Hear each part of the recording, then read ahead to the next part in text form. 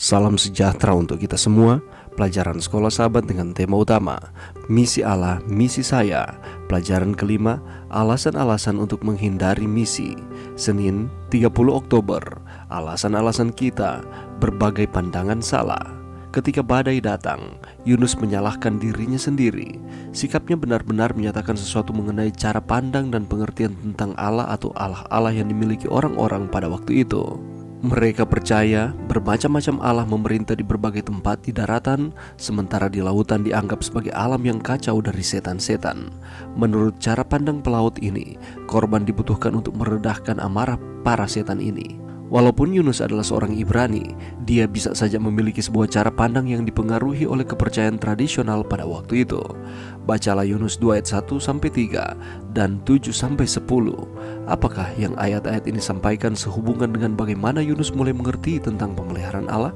Walaupun Yunus sedang berlari dari wilayah di mana orang-orang mengakui bahwa Yahweh adalah Allah mereka, dia belajar dengan cara berat bahwa walaupun dia sedang melakukan perjalanan ke tempat yang memiliki budaya asing, Yahweh masih tetap berdaulat. Angin dan ombak adalah milik Tuhan, ikan-ikan juga. Tuhanlah yang mempunyai bumi serta segala isinya, dan dunia serta yang diam di dalamnya.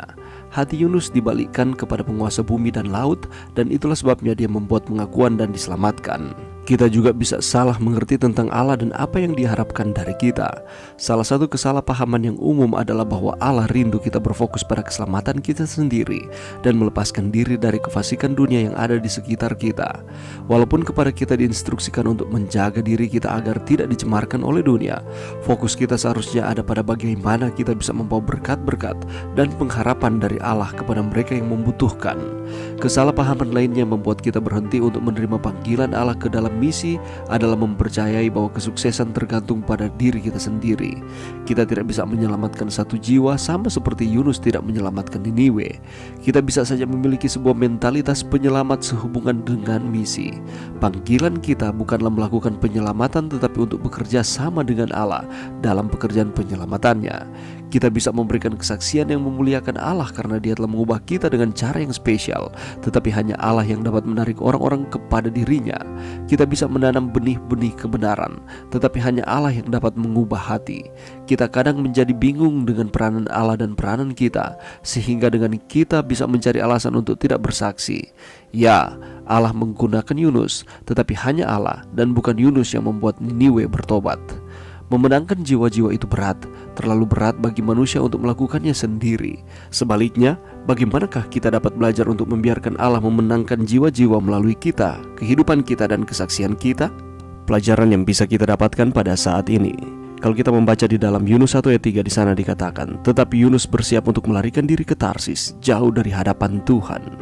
Di masa-masa sekarang ini, ada banyak yang mengaku umat Tuhan, yang awalnya memiliki semangat menggebu-gebu dalam melayani Tuhan dan begitu antusias mengembangkan talenta yang Tuhan percayakan, tetapi berangsur-angsur surut semangatnya dan tidak lagi menjadi setia.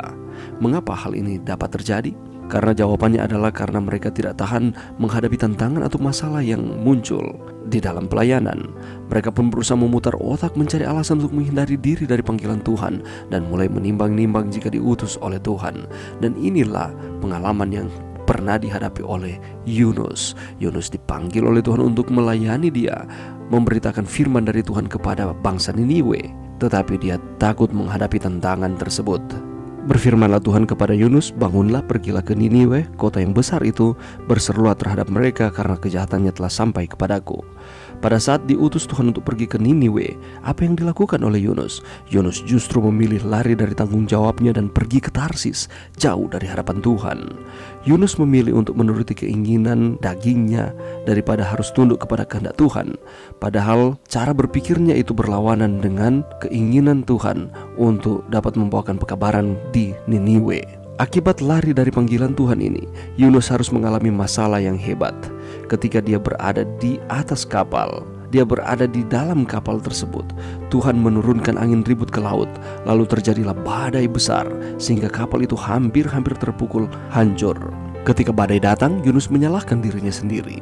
Dan sikapnya ini benar-benar menyatakan sesuatu mengenai cara pandang dan pengertian tentang Allah atau Allah-Allah yang dimiliki oleh orang-orang pada waktu itu. Mereka percaya bermacam-macam alam memerintah di berbagai tempat di daratan, sementara di lautan dianggap sebagai alam kacau dari setan-setan. Dan walaupun Yunus adalah orang Ibrani, bisa jadi dia memiliki sebuah cara pandang yang dipengaruhi oleh kepercayaan tradisional pada waktu itu. Ketika Yunus sedang berusaha melarikan diri dari panggilan Tuhan, dan ketika badai datang di tengah lautan, dia kembali diingatkan bahwa yang berkuasa di alam semesta ini ialah Allah. Angin dan ombak adalah milik Tuhan, bahkan ikan-ikan juga. Tuhanlah yang mempunyai bumi serta segala isinya, dan dunia serta yang ada di dalamnya. Dan hati Yunus dibalikkan kepada penguasa bumi dan laut, dan itulah sebabnya dia membuat pengakuan dan diselamatkan.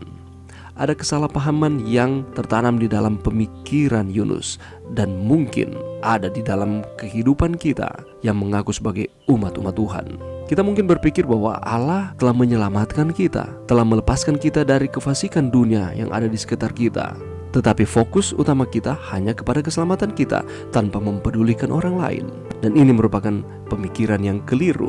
Fokus kita seharusnya ada pada bagaimana kita bisa membawa berkat-berkat dan pengharapan dari Allah kepada mereka yang membutuhkan. Dan kesalahpahaman lainnya ialah bahwa kesuksesan di dalam pelayanan misi kita tergantung pada diri kita sendiri. Dan pada kenyataannya sama seperti dengan Yunus tidak bisa menyelamatkan Niniwe hanya dengan mengandalkan dirinya sendiri, dengan pemikirannya sendiri. Demikian pula dengan kita. Kita tidak bisa menyelamatkan orang lain hanya dengan pemikiran kita sendiri lepas dari tuntunan Tuhan. Karena jangan pernah melupakan bahwa kita ini adalah instrumen Tuhan yang digunakannya untuk menyelamatkan seorang dengan yang lain. Mari berdoa. Terima kasih Tuhan atas firman-Mu pada saat ini. Bantu kami Tuhan, untuk kami terus menerimakan panggilan Tuhan di dalam setiap kehidupan kami, untuk menjadi rekan sekerja Tuhan. Ini doa kami Tuhan di dalam nama Yesus. Amin.